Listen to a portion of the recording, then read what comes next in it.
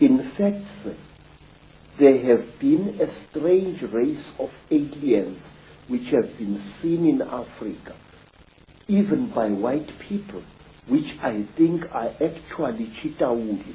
When you run and the thing chases you, it stops immediately when a car's headlights hit it and it becomes blind.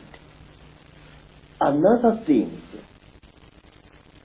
we are told amongst our people that a Sangoma must always have a bogo.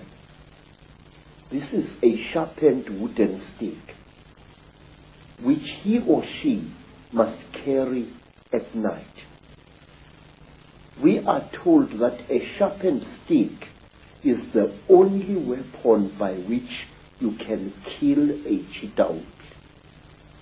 Well, of course, again and again as you speak, what comes to mind is the story of Dracula.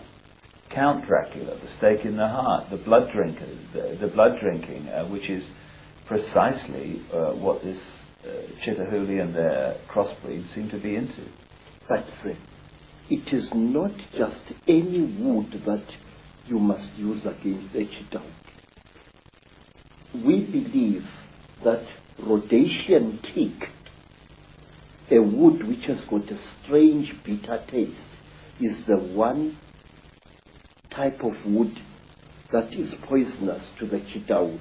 And down there you see a long stick that I am carving in preparation for the year 2000.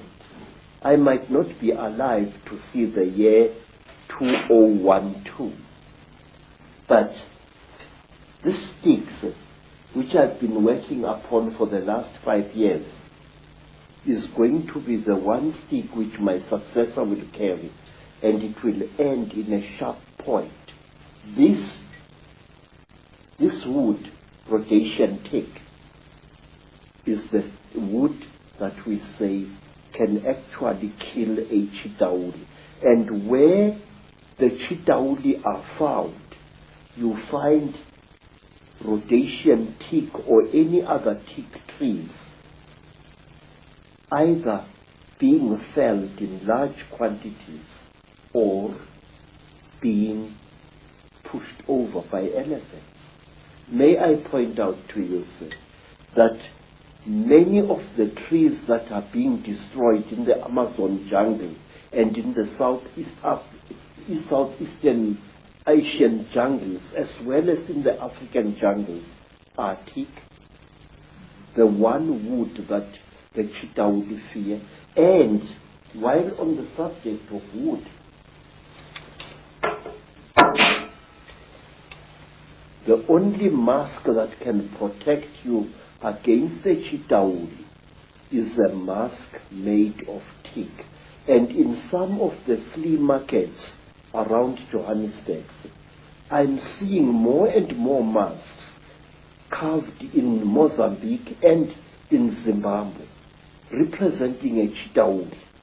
The eyes are huge, round, with slits through which a person can see, and the lips are non-existent, and so is the nose. I've seen hundreds of such masks being sold by curio sellers in the streets. One of the other things that comes up in terms of the way they look is the domed head. Now, I was in Egypt recently and saw depictions of Nefertiti and the Akhenaten family, and they had big domed heads. Is this a connection? Yes, sir. You see, we human beings tend to imitate those creatures that we call gods. It's going on even now. When African women saw white people, they named them Abelul, which literally means the gods. And today, in America and in Africa, black women and some black men are going out of their way to give themselves hair which is European and not African in current. Now this thing it dates back thousands of years. First of all,